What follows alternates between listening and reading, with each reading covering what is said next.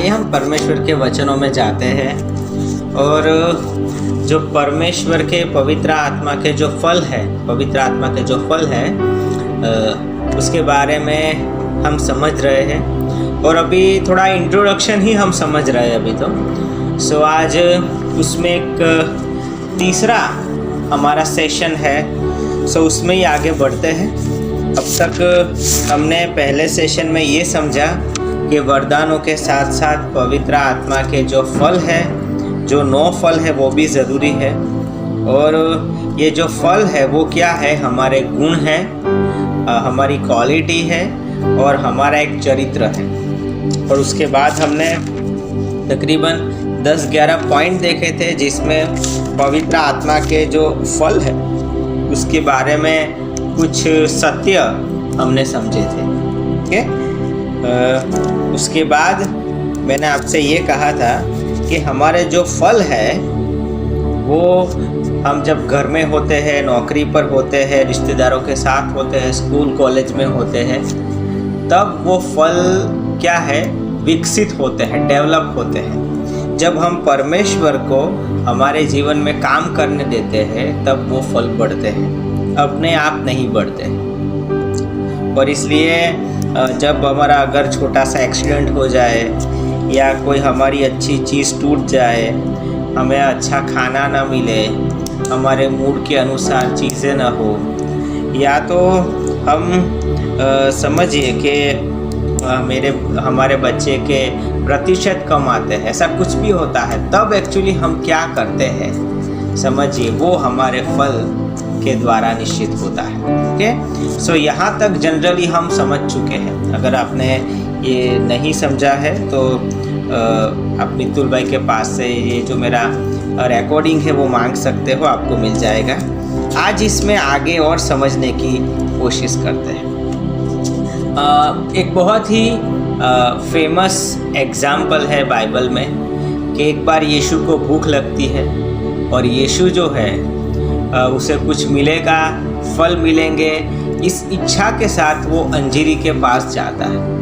और जब अंजीरी के पास से उसे कुछ भी नहीं मिलता है तो वो अंजीरी को श्राप देता है।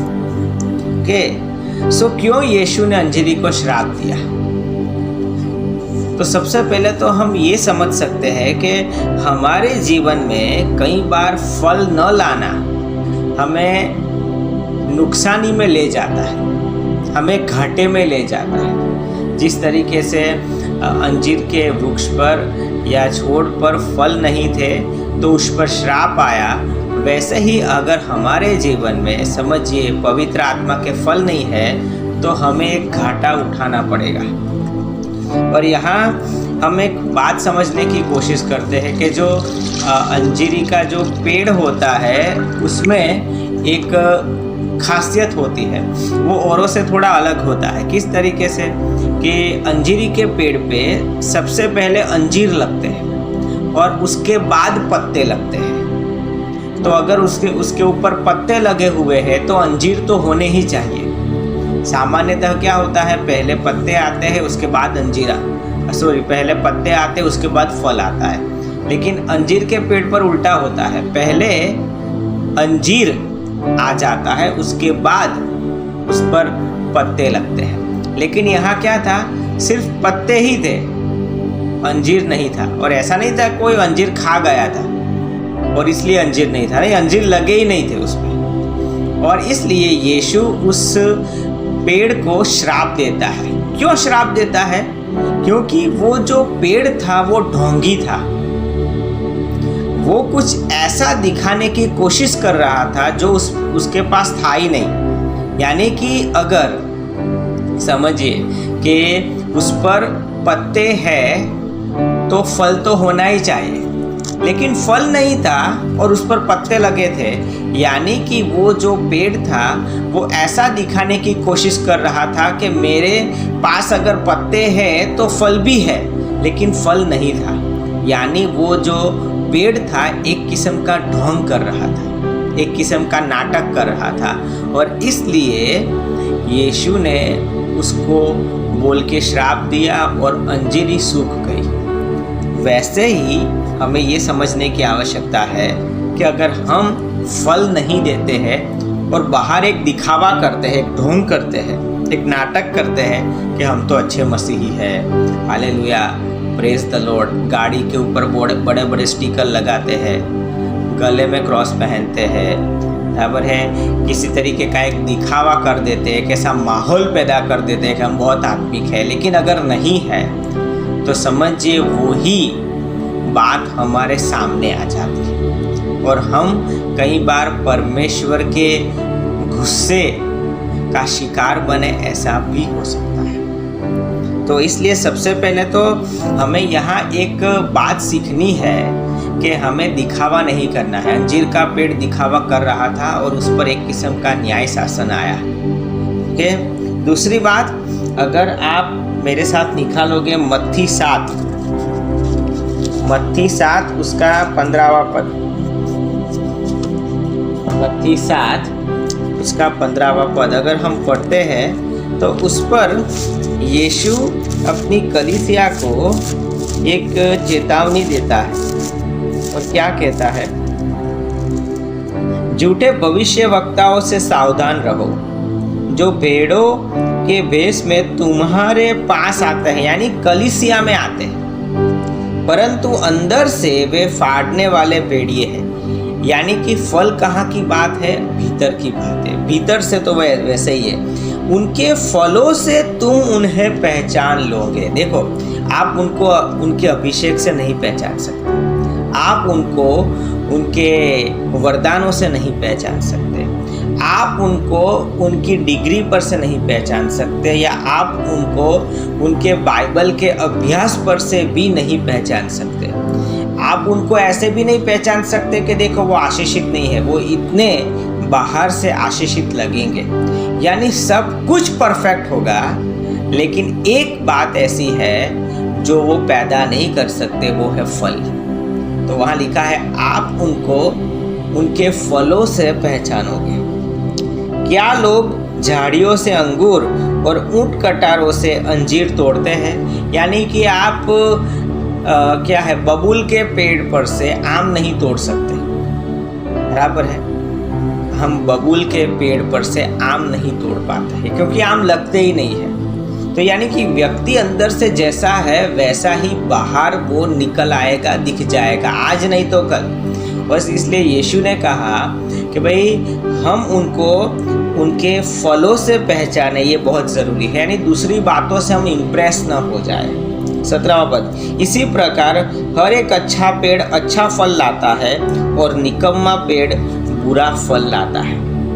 तो बॉटम लाइन यही है कि भाई किसी व्यक्ति के जीवन में आप कैसे फल देखते हो, उस पर से ही उसके बारे में कोई राय बना सकते हो। उसके अभिषेक से, उसके टीचिंग से, या तो फिर उसके वरदानों से नहीं। वो सब बराबर काम करे ऐसा बने, लेकिन अगर आप उसके भीतर जाओगे, उसके अंदर जाओगे और कैसे फल है, बराबर है, वो पहचानोगे, तभी कुछ बात और सही राय मिल सकती है। जो 19वां पद, जो पेड़ अच्छा फल नहीं लाता वह काटा और आग में डाला जाता है।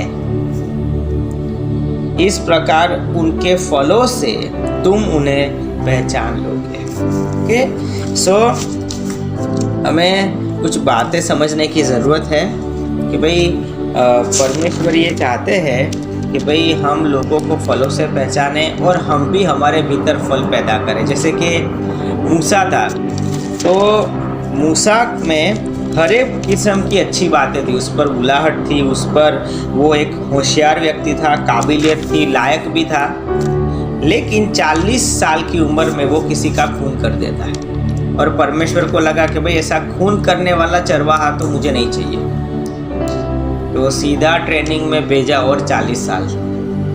और किसी ने कहा है कि भाई परमेश्वर को 40 साल लगे मूसा को मिस्र में से निकालने के लिए। परमेश्वर को पहले 40 साल लगे मूसा को मिस्र में से निकालने के लिए, और दूसरे 40 साल लगे उस मूसा में जो मिस्र घुस गया था उसको निकालने के लिए। तो जब वो 80 साल का हुआ, समझिए, तब तक तो उसमें काम चलता रहा। परमेश्वर ने जो बुलाहट थी, जो अभिषेक था, जो आयोजन था, वो सब कुछ ऊपर रख दिया। भाई अभी नहीं, तू पहले फल पैदा कर बेटा। क्यों? क्योंकि 20 लाख लोगों को लीड करना है और एक पर गुस्सा आया और ख़त्म कर दिया, ऐसा कैरेक्टर नहीं चाहिए। तो परमेश्वर क्या है समझिए, क्यों परमेश्वर ने 40 साल लिए और 40 साल लिए मूसा के लिए, क्योंकि परमेश्वर मूसा के साथ लंबा काम करना चाहता था। तो समझिए, जो भी व्यक्ति अपने भीतर फल पैदा करता है, परमेश्वर उसके साथ लंबा काम करना पसंद करते हैं। अगर फल नहीं होंगे ना, तो परमेश्वर आपके साथ लंबा काम नहीं कर पाएंगे। समझिए, अगर हमारे पास धीरज नहीं है, प्रेम नहीं है, शांति नहीं है, आनंद नहीं है, भलाई नहीं है, हम परमेश्वर के साथ ज़्यादा चल नहीं पाएंगे। थक जाएंगे, टूट जाएंगे, बिखर जाएंगे, हार जाएंगे, थक जाएंगे, ज़्यादा चल नहीं पाएंगे। और अगर आप परमेश्वर के साथ लंबा काम करना चाहते हो, तो समझिए कि भाई फल पैदा हो, ये ज़रूरी है। एक बार मूसा के जीवन में फल पैदा हो गए। जब वो 80 साल का हुआ, उसमें सब फल मौजूद थे। अब उसमें शांति थी, धीरज थी, प्रेम था, भलाई थी। समझ, ये सब फल उसमें था। वो विश्वासु भी बन चुका था। तो परमेश्वर ने तुरंत ही एक ही दिन में उसको पराक्रम दे दिया। परमेश्वर ने उसके लकड़ी में भी पराक्रम रख दिया, हाथ में भी चमत्कार रख दिया। बोल नहीं पाता था ठीक से, उसकी भी व्यवस्था कर दी। यानी एक ही दिन में सब बदल गया। फल पैदा करने में 40 साल लगे, गिफ्ट तो परमेश्वर ने ऐसे ही दे दी। लेकिन जब तक फल पैदा नहीं हुए, परमेश्वर ने उसके लकड़ी में पराक्रम नहीं रखा, उसके हाथों में चमत्कार नहीं रखा। तो समझिए, इस पर से परमेश्वर का एक स्वभाव पता चलता है कि भाई परमेश्वर चाहते हैं कि भाई हम फल पैदा करें। अगर आप फल पैदा नहीं करोगे तो बहुत अच्छा मसीह जीवन नहीं जी पाओगे। परमेश्वर की दृष्टि में एक अच्छे संतान हम नहीं बनेंगे। ओके, सो आज इसमें थोड़ा पॉइंट वाइज जो हम पढ़ना चाहते हैं वो ये है, लोगों में फल किस तरीके से परखे जाए। समझिए, अगर आप जब लोगों से मिलते हो, मसीही लोग हैं, और कई बार जो लोग मसीह नहीं है वो भी, उनमें जो मसीह नहीं है उसमें तो पवित्र आत्मा के फल होंगे ही नहीं। लेकिन जो मसीही है उसमें सही अर्थ के फल लगे हैं या नहीं, उसको कैसे परखेंगे, उसका हम 4-5 पॉइंट आज देखना चाहते हैं। क्योंकि वचन कहता है ना, आप उनको उनके फलों से पहचानेंगे। तो कोई आपको संदेश देता है, कोई आपको पोषण देता है, कोई आपकी स्तुति आराधना करवाता है, कोई प्रबोध करता है, कोई अपोस्टलशिप करता है, लेकिन और कोई संत है, तो भी आप किसी व्यक्ति को कैसे पहचानोगे? तो वचन कहता है कि हमें उनको फलों से पहचानना है। लेकिन फलों से पहचानने का अर्थ क्या है, कैसे फलों से पहचाना जाए? ओके, सो 4-5 पॉइंट समझने की कोशिश करते हैं। इसके द्वारा आप लोगों को जान पाओगे, और दूसरा अपने जीवन को भी बेटर हमें बनाना है। ये इसलिए मैं नहीं सिखा रहा हूँ कि आप सभी के ऊपर नज़र रखो, देख ये ऐसा है, ये ऐसा है, ऐसा नहीं। इस जज करने के लिए मैं नहीं सिखा रहा, मैं इसलिए सिखा रहा हूँ कि भाई ज़रूरत पड़ने पर हम बेवकूफ़ न बने। और दूसरी बात कि भाई हम भी हमारे भीतर फल पैदा करें, क्योंकि जब कोई हमें चेक करे तो हमें भी अच्छे फल मिलने चाहिए। ओके, सो 5 पॉइंट है लोगों के जीवन में फलों को कैसे परखें। पहला पॉइंट है गुप्त इरादे, गुप्त मकसद, हिडन एजेंडा। समझिए, जब भी आप किसी व्यक्ति को मिलते हो तो थोड़ा समझने की कोशिश करो कि उस व्यक्ति को आपके पास से चाहिए क्या। अगर वो कोई स्वार्थ के साथ आया है, उसके भीतर कोई ऐसा छुपा हुआ कोई गलत इरादा है, तो परमेश्वर से प्रार्थना करो कि परमेश्वर वो बात आपके सामने लाए। क्योंकि कई लोग कलीसिया में ऐसे आते हैं जो हमें लगता है कि चलो परमेश्वर ने हमें एक कुटुंब दिया है, परमेश्वर ने हमें एक व्यक्ति दिया है, लेकिन वो ऐसा चाहता होगा कि मैं आगे के चर्च में था, वहाँ तो मुझे प्रीचिंग करने के लिए नहीं कोई देता था, लेकिन यहाँ देगा। तो एक्चुअली उसे कुछ समझना नहीं है, उसे बस सुनाना है, उसको कोई पोजीशन चाहिए। देखो, प्रचार करने की भूख और प्यास होना गलत बात नहीं है, लेकिन इसके पीछे आपका मकसद क्या है? आप परमेश्वर की महिमा करना चाहते हो या नहीं? एक बार एक चर्च में किसी व्यक्ति ने आके कहा कि पास्टर साहब मुझे गाना गाना है। पास्टर साहब ने बोला गाओ। बोले ऐसा नहीं, मुझे स्टेज पे आके गाना गाना है। पास्टर साहब ने बोला कि बहन, मैं आपसे एक बात पूछता हूँ, अगर आप स्टेज पे गाओगे तो किसके लिए गाओगे? बोला परमेश्वर के लिए। और अगर नीचे जनरल में गाओगे तो किसके लिए गाओगे? बोले परमेश्वर के लिए। तो बोले अभी आप नीचे से ही परमेश्वर के लिए गाओ। नहीं, मुझे स्टेज पर से ही गाना है। समझो, ये कुछ दूसरा है, ये फल नहीं है। ये व्यक्ति, वो औरत, वो समझ ही नहीं पाई कि पास्टर बहुत वैलिड बात बोल रहे हैं। आपने कहा आप गाना गाना चाहते हो, आप जाके आपके पास्टर को कह सकते हो कि मेरी इच्छा है।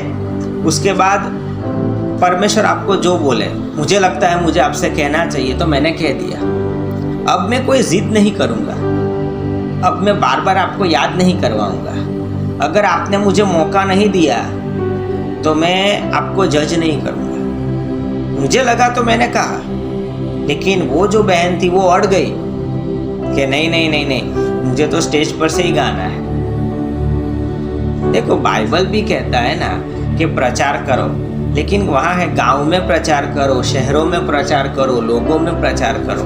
कलीसिया में प्रचार करो ऐसा कम है। प्रचार करना है वो लोगों के बीच में करना है, गांव में करना है, शहर में करना है, जनरल करना है। लेकिन जहाँ किसी व्यक्ति के भीतर ऐसा इरादा है कि मुझे कुछ बनना है, मुझे अपने आप को कुछ बनाना है, और वो भी एक कंपटीशन के, एक कॉम्पिटिटिव एटीट्यूड में, तो वो गलत है। यानी कोई भी व्यक्ति कुछ करना चाहता है तो उसके भीतर कौन सा एक इरादा छुपा हुआ है, उसको थोड़ी समझने की कोशिश करो, तो हम कम बेवकूफ़ बनेंगे, हमारे साथ कम धोखा होगा। समझिए, कई बार लोगों को सामने से जिम्मेदारी भी दो, थोड़ी सी ऐसी जिम्मेदारी दो, तो उससे पता चलेगा कि वो व्यक्ति भीतर से कैसा है। एक बार हम एक जगह पर खाने के लिए गए थे, यानी कि ये बहुत 15-20 साल पहले की बात है। मसीह कुटुंबी था और 35-40 लोग थे। तो चिकन बनाया गया, नॉनवेज, लेकिन जो सर्व करने वाला आया वो बहुत बड़ा बकेट लेकर आया, बैसल ऐसा लेकर आया जो गहरा था, और वो क्या करता था, एक पीस देता था और पूरी कटोरी वो ग्रेवी से ही भर देता था। हम सब ने सोचा कि भाई कम होगा, और हम खाने के लिए थोड़ी ना आए। तो सब लोग एक एक पीस खा के, 2-3 रोटियां खा के उठ गए। लेकिन जब पूरा खेल ख़त्म हो गया खाने का, उसके बाद जब ऐसे ही घूमते घूमते हम पीछे गए तो 5-6 लोग जो परोसने वाले थे वो इतने ज़्यादा चिकन के पीस लेकर खाने के लिए बैठे थे। पॉइंट क्या है, उस व्यक्ति को जिम्मेदारी दी गई कि आप खाना परोसो, तो उसके भीतर जो लालच थी वो प्रकट हो गई। समझ, जो व्यक्ति एक समय का खाना भी शेयर करके या दूसरों के बारे में सोच के नहीं परोस सकता, आप उसको ज़्यादा जिम्मेदारी नहीं दे सकते। तो कई बार किसी को जिम्मेदारी देना, किसी को तक देना, अपॉर्चुनिटी देना कुछ लेवल की, वो ज़रूरी है, क्योंकि उससे आपको ये पता चलेगा इस पर आप इससे ज़्यादा भरोसा कर सकते हैं या नहीं। क्योंकि जो थोड़े में विश्वासु मालूम हुआ उसे परमेश्वर ज़्यादा पर रखेंगे, वचन कहता है ना। तो वही तरीका हमें भी इस्तेमाल करना है। और इसलिए मैं कहता हूँ कि भाई जब भी आप किसी व्यक्ति से मिलो तो उसका थोड़ा ऑब्जर्व करो, उसके साथ समय बिताओ, बराबर है। उसको थोड़ा अपने तरीके से काम करने दो और परमेश्वर को कहो कि परमेश्वर आप इस व्यक्ति की एक छाप, एक छवि हमारे भीतर रखिए, और आपको पता चलेगा कि वो व्यक्ति भीतर से जो है वो कैसा है। अनानिया और साफिरा को हम देखते हैं, कलीसिया में थे, लेकिन उनका इरादा क्या था, वो फेमस बने, उनका भी नाम हो, हर एक जुबान पे कोई हमारा नाम हो, बोले सबका सब दान दे दिया। वो फेमस होना चाहते थे। यीशु का महिमा करने में उनको इंटरेस्ट नहीं था। उनको इंटरेस्ट था कि वो फुटेज खाए, वो इंटरेस्ट एक किस्म का वो पॉपुलर हो जाए, फेमस हो जाए। समझिए, तो पहला जो पॉइंट है कि भाई लोगों के जीवन में फल है या नहीं, कैसे पहचाने। ओके, तो उनके जो हिडन एजेंडा यानी कि उनके जो गुप्त इरादे हैं उस पर थोड़ा फोकस करने की कोशिश कीजिए। इससे आपको मदद मिलेगी और किसी व्यक्ति को आप अच्छी तरीके से पहचान पाओगे। ओके, दूसरा पॉइंट जो मैं आपको कहना चाहता हूँ वो है नेचर, स्वभाव। व्यक्ति का जो स्वभाव है, कोई भी मसीह व्यक्ति का जो स्वभाव है वो पवित्र आत्मा के फलों से बनता है। समझिए, व्यक्ति का स्वभाव कैसा है, वो उसने कितने फल पैदा किए हैं उसका जो टोटल है वो उसके स्वभाव में प्रदर्शित हो जाएगा। किसी का स्वभाव अगर खराब है, किसी का स्वभाव ऐसा है जो बहुत ही बदतमीज है, किसी का भी वो मान रिस्पेक्ट नहीं रखता है, कुछ भी बोल देता है, सच बोलता है ऐसा नहीं है, बोलने की तमीज ही नहीं है। समझिए, बोलने की तमीज ही नहीं है, तो फिर हमें ये पता चलना चाहिए कि भाई इस व्यक्ति में फल नहीं है। तो जो स्वभाव है व्यक्ति का वो प्रदर्शित करता है उसमें फल है या नहीं। ओके, जैसे कि हम देखते हैं कि भाई पतरस वो बहुत जल्दबाजी करने वाला उसका स्वभाव था, तुरंत ही कुछ भी करना है वो तुरंत जल्दबाजी उसमें होगी। दाऊद वो भला इंसान था, जनरली उसकी लाइफस्टाइल हम देखेंगे तो एक भला व्यक्ति था। नाबाल बराबर है, हम देखते हैं तो वो बहुत बचकाना व्यक्ति था, और उसकी पत्नी जो थी अबीगाइल, लेकिन वो बहुत बुद्धिशाली थी, बराबर है। पौलुस को देखे तो बहुत जुनूनी था, मूसा को देखे बहुत गुस्सा वाला था शुरुआत के समय में, बराबर है। काइन को देखते हैं बहुत जेलस था अपने भाई से। तो समझिए, अगर आप किसी के स्वभाव पर थोड़ा रिसर्च करेंगे, आपके पड़ोसी है, आपके स्कूल के या कॉलेज के मित्र है, या आपके रिश्तेदार है, आपकी सोसाइटी वाले हैं, आपका बॉस है, तो आपको ये टीचिंग काम में आएगा और आपको पता चलेगा कि भाई आप उनके लिए क्या कर सकते हो, वो आपका कितनी मदद करेंगे, आप उनके कितने नज़दीक जा सकते हैं। समझिए, अगर समझिए कि कोई व्यक्ति है जो बहुत ही बदतमीज़ है, बराबर है, तो उसका कुछ ऑब्लिगेशन हम नहीं ले सकते।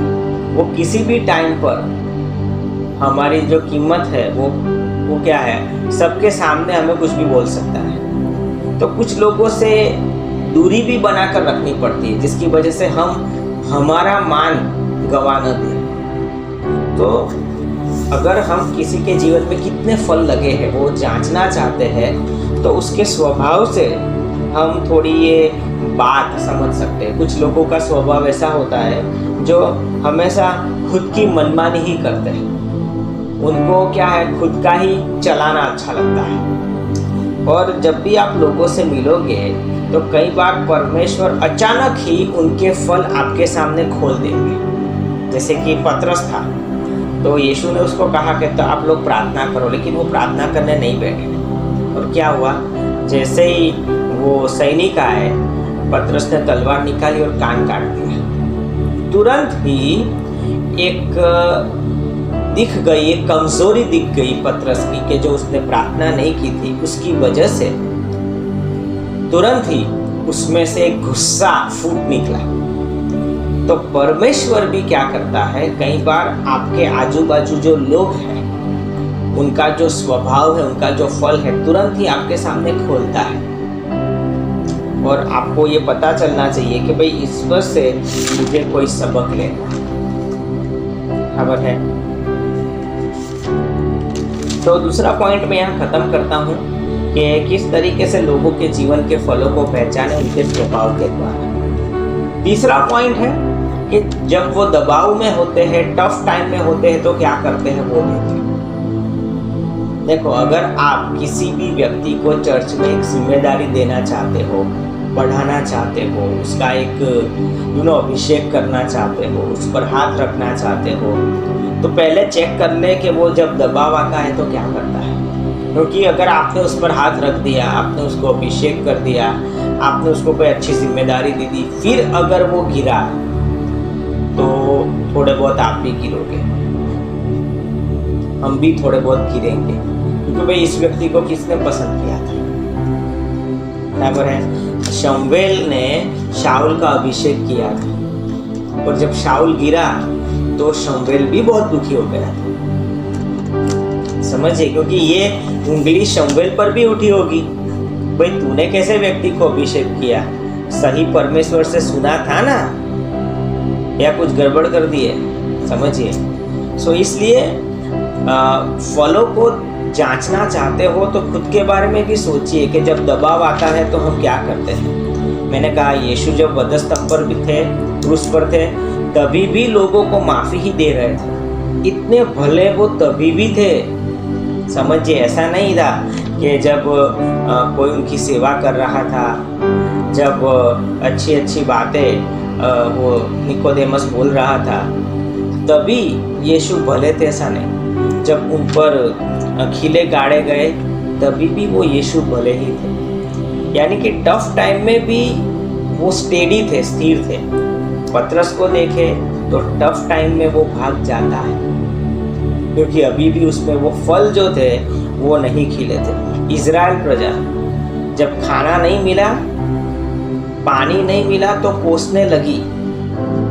बहुत खराब शब्दों में वो मूसा और हारून को कोसने लगे। यूसुफ को हम देखते हैं, जेल में भी अच्छा था, पोटीफर के वहाँ भी अच्छा ही था, घर पे भी अच्छा ही था, इसीलिए वो गवर्नर बना, क्योंकि वो कभी भी गिरा नहीं। समझो, वो किसी भी परिस्थिति में गिरा नहीं, हमेशा स्टेडी रहा, स्थिर रहा। और इसीलिए जो लोग गिरते नहीं है ना, समझिए, परमेश्वर उनको आखिर में एक बहुत अच्छी स्थिति पर पहुंचाते हैं। तो ये उनका कैरेक्टर, उनके फल दिखाता है कि जैसे जैसे यूसुफ अलग अलग परिस्थिति में गया, लेकिन फल पैदा करता रहा, फल उसमें आते गए, फल बहुत रस से भरे हुए थे। और जहाँ परमेश्वर ने जेल में उसे निचोड़ा, तभी अच्छा ही परिणाम आया। पोटीफर के घर में भी जब यीशु ने उसके फलों को निचोड़ा,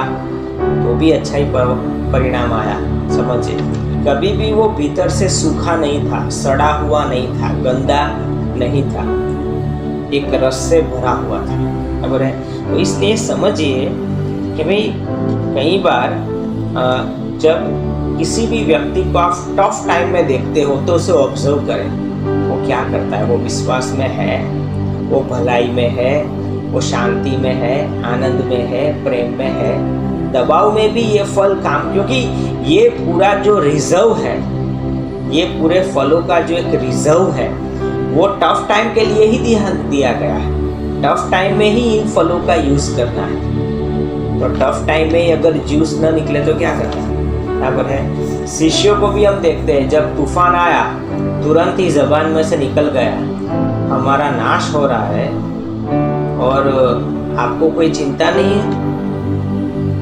यानी कि यीशु को थोड़ा सा उन्होंने एक किस्म का टॉन्ट मारा, ताना कसा, ऐसा भाई हम मर रहे हैं, आपको कोई चिंता नहीं है। तो अच्छे वाक्यों में थोड़ा बोला होगा ऐसा, बराबर है, ताना ही मारा। तो ये समझिए कि भाई जब भी टफ टाइम आता है तो हम क्या करते हैं, उससे ये पता चलता है कि हमने अपने आप में फलों को कितना डेवलप किया है। अय्यूब का जीवन देखे, उसका जीवन जो था वो भी एक एग्जाम्पल वाला जीवन है। ओके, सो तीसरा पॉइंट मैं यहाँ ख़त्म करता हूँ। अपने आप में भी जांचिए और लोगों को भी आप जांच सकते हो कि जब दबाव आता है तो वो लोग क्या बिहेवियर करते हैं, उससे पता चलेगा उनमें फल है या नहीं। ओके, चौथा पॉइंट जो मैं आपसे कहना चाहता हूँ, उनके साथ समय बिताओ। लोगों के साथ समय बिताओ, उनके जीवन में शामिल हो जाओ और उनको अपने नज़दीक आओ। ये चौथा पॉइंट है। अगर आप जानना चाहते हो किसी व्यक्ति के जीवन में कितने फल लगे हैं, तो उनके साथ समय बिताओ और उनके जीवन में इन्वॉल्व हो और उनके नज़दीक जाओ और उनको भी अपने नज़दीक आने दो। तब आपको पता चलेगा कि इंसान भीतर से कैसा है। ओके, एक वचन पढ़ते हैं, मरकुस 3:14। मरकुस 3:14 क्या कहता है ये वचन? तब उसने 12 पुरुषों को नियुक्त किया कि वे उसके साथ रहे। देखो, उसके साथ रहे और वो उनको भेजे कि वो प्रचार करें। सबसे पहले यीशु ने 12 पुरुषों का ऑनलाइन क्लासेस शुरू नहीं किया, ऑफलाइन ही शुरू किया। उनके साथ रहे। समझो, ये बहुत ज़रूरी था कि 3.5 साल तक मुझे ऐसे लोग चाहिए। बीच बीच में यीशु छुट्टी देते होंगे क्योंकि काफ़ी लोग शादीशुदा थे, लेकिन पॉइंट ये था कि उनको यीशु के साथ रहना था। क्यों यीशु ने ऐसा किया कि भाई वो उनके साथ रहे? वो इसलिए क्योंकि यीशु उनको भीतर से जांचना चाहते थे, उनके भीतर काम करना चाहते थे। ऐसा है कि भाई वो घर पे रहते हैं और 1 घंटा वो यीशु को मिलते हैं, 3-4 घंटा यीशु को मिलते हैं, तो पता नहीं चलेगा रात को क्या करते हैं, शाम को क्या करते हैं, सुबह उठ के कैसे मूड में होते हैं। एक डिसिप्लिन नहीं आती। इसलिए यीशु ने पहले से एक बात की कि भाई आपको मेरे साथ रहना पड़ेगा। समझिए, तो क्या कर सकते हैं कि भाई उनको आप मिनिस्ट्री विजिट पर ले जाओ, कई बार उनके साथ पिकनिक पर जाओ, उनके साथ घूमने जाने का थोड़ा प्लान करो, या तो डिनर या लंच आप उनके साथ ले सकते हैं, उनके साथ समय बिता सकते हो। और क्या होगा, धीरे धीरे धीरे आपको ये पता चलेगा इस व्यक्ति की आदतें क्या है, कमजोरी क्या है, कौन से पाप है जिसमें से अभी वो बाहर नहीं आया है, कौन सी ऐसी बातें हैं जो उसके कैरेक्टर को ख़त्म कर रही है, कौन सी बातें अच्छे भी है वो भी पता चलेगा। एक बार ऐसा हुआ कि एक चर्च में से एक टूर, एक पिकनिक का प्लानिंग हुआ। तो बोले कहाँ जाना है पिकनिक? बोले दीव चलते हैं, दीव। तो गए सब दीव, पूरा 50-60 लोगों का बस भर के, और पूरा एक दिन दीव में बिताया। और जब शाम को कुछ लोग आए तो वो चढ़ा के आए थे। कलीसिया का वडील वो क्या है, जो बस था उसके दरवाजे पर ही खड़ा रहा, सबको सूंघ ही रहा था। 3-4 लोग थे जो चढ़ा के आए थे। कलीसिया के वडील ने कहा, आप अपनी ओर से पब्लिक ट्रांसपोर्ट में खुद आओ, मैं आपको चर्च में मिलूंगा, लेकिन इस बस में आपको नहीं आना है।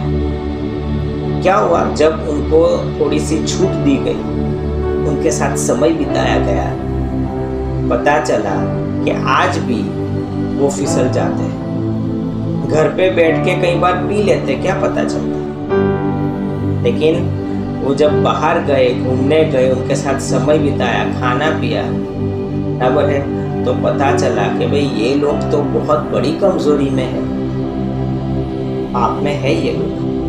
ओके, तो इसलिए मैं आपको जो एक बात समझाना चाहता हूँ कि भाई ये ज़रूरी है कि भाई कई बार लोगों के साथ समय बिताना, लंबा समय बिताना, उनके साथ बातचीत करना, उनके साथ उनको प्रश्न पूछना बराबर है। कई बार लोगों को पूछना ज़रूरी है, आप क्या सीखे, पता नहीं क्या सीख रहे हैं। और यीशु भी पूछ रहा था, लोग मेरे बारे में क्या कहते हैं, चलो वो छोड़ो, आप क्या मानते हो। तो यीशु भी सब ये बातें कर रहा था कि भाई हम कुछ मेहनत तो कर रहे हैं, लेकिन सामने क्या जा रहा है, सही नींव लग रही है या नहीं, के फल पैदा हो रहे हैं या नहीं। और बाइबल में हम ऐसे कई केस देखते हैं। पौलुस था, पौलुस जहाँ कलीसिया स्थापन करता था वहाँ रहता था, पता है। कई बार 3-4 दिनों में ही निकल गया, कई बार 3-3 महीने रहा, 3-3 साल तक भी रहा है वो एक ही जगह पर, क्योंकि वो कलीसिया स्थापन करता था। उसके बाद जब तक वो एक पौधे से पेड़ न बन जाए और फल न आने लगे, तब तक वो कई बार रुकता था।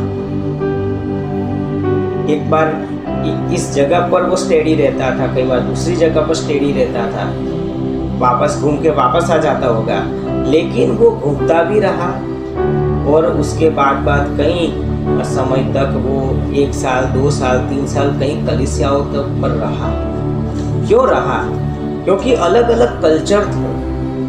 कई जगह पर आप जाओ तो कुछ बातें गलत मानी ही नहीं जाती। कई जगह ऐसी है जहाँ एक से ज्यादा शादी करना गलत नहीं है। क्रिश्चियन कल्चर नहीं है, उस जगह का कल्चर ऐसा है। शराब पीना गलत बात नहीं है, झूठ बोलना कोई बड़ा पाप नहीं है, समझिए। कई अलग अलग, इतने अलग अलग कल्चर है कि आपको वहाँ थोड़ा समय देना पड़ेगा। इस तरीके से कलीसिया में भी अलग अलग लोग हैं। ये अभी एक व्यक्ति में एक जगह पर प्रार्थना और मीटिंग लेने गया था, तो मेरे पास आया प्रार्थना करवाने के लिए। कहता है आप मेरे लिए प्रार्थना करिए क्योंकि शैतान मुझे बहुत परेशान करता है। मैंने बोला क्या कर रहा है? बोले वो बार बार पाप करने की इच्छा होती है। मैंने बोला पैसा भी तो सबके साथ होता है, ये सबके साथ है, इसमें शैतान कुछ नहीं कर रहा है, ये तो शैतान का नॉर्मल बिहेवियर है। शैतान ऐसा न करे तो ताजुब है। तो आपको समझिए, आपको लड़ना है। यहाँ मैं आपके लिए कुछ प्रार्थना करूँगा, लेकिन अधिकार आपको चलाना है, शक्ति आपको, पहला कदम आपको बढ़ाना है, आपको पाप के सामने लड़ना है। ये आपका ही काम है। मैं हाथ रख के प्रार्थना करूँ, मैं पैर रख के प्रार्थना करूँ, कुछ नहीं होगा। सो कई बार लोग क्या समझते हैं कि भाई ये कुछ जादू की छड़ी घुमाई जाएगी, उसके बाद शैतान हमारे पास नहीं आएगा। यानी कि इतने अलग अलग थिंकिंग है, इतने अलग अलग लोग हैं, इतना अलग अलग कल्चर है। समझिए कि भाई कई बार उस जगह पर रहना जरूरी है। और इसलिए हम देखते हैं पौलुस वहाँ रहा। पौलुस के साथ तीमोथी था, काफी समय तक तीमोथी उसके साथ रहा। उसके बाद पौलुस ने उस तीमोथी को प्रेरित की पहचान दी और वो उसका आत्मिक पुत्र बना। सो अगर आप किसी व्यक्ति के जीवन में फल देखना चाहते हो तो उसके साथ थोड़ा समय आपको क्या है बिताना पड़ेगा। कई बार मैं ऐसा करता हूँ कि भाई किसी जगह पर जाना है तो कलीसिया के किसी चर्च व्यक्ति को लेकर जाता हूँ। कई बार दुष्ट आत्मा निकालने जाना है तो किसी व्यक्ति को लेकर जाता हूँ, वो भी देखे, वो भी सीखे, वो भी समझे। सो यीशु को हम देखते हैं, पीतर, यूहान और याकूब को लेकर वो रूपांतर के पहाड़ पर जाता है, समझिए। सो वहाँ वो 3 लोगों को लेकर जाता है और उनके साथ टाइम वो स्पेंड करता है। पतरस जो होता है, हम देखते हैं वो सीमोन चमार के वहाँ रुकता है और उसी के घर के छत पे वो चद्दर आती है, तब वो दूसरे के घर में रुका हुआ था। उसके बाद वो कर्नेलियस के घर में जाता है, वहाँ भी वो रुकता है। तो समझिए, मैं ऐसा नहीं कहता हूँ कि एक दूसरे के घर जाओ, लेकिन मेरा जो पॉइंट है वो समझने की कोशिश कीजिए कि भाई फल तो धीरे धीरे ही पता चलेगा। और इसको इस तरीके से भी सोचिए, कोई आपके घर में भी जब कोई आता है, बराबर है, तो आपके फल भी परखे जाते हैं। ठीक है? सो किसी के नज़दीक जाओगे, किसी के जीवन में शामिल होंगे, तो उनके जीवन के फल आप पहचान पाओगे।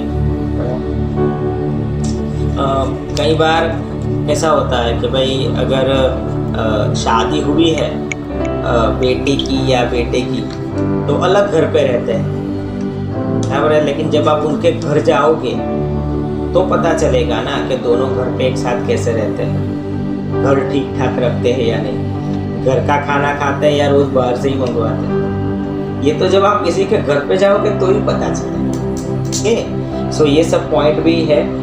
और पांचवा और आखिरी पॉइंट मैं आपके साथ शेयर करना चाहता हूँ कि किसी व्यक्ति के जीवन में फलों को कैसे पहचानें। तो वो ये है, बोले कम सुने ज़्यादा। अगर आप किसी व्यक्ति के जीवन को सही अर्थ में भीतर से जांचना चाहते हैं तो उनके साथ बात करो, लेकिन कम बोलो और ज़्यादा सुनो। एक बार यीशु एक घर पे था और तब मरियम आती है जो एक पापी स्त्री थी, और वो क्या करती है, परफ्यूम की बोतल को तोड़ती है और यीशु का अभिषेक करती है, पैरों पे भी लगाती है। और तब यहूदा क्या बोलता है कि भाई इतना महंगा अत्तर परफ्यूम क्यों नष्ट कर दिया। क्यों ऐसा बोल रहा था? क्योंकि वो पैसे चुराता था। यानी कि उसके भीतर जो फल था लालच का, वो प्रकट हो गया। वो बोल गया उस समय, उसको वो प्रकाशन समझ में ही नहीं आया, उसको तो वो पैसे की बर्बादी ही लगी।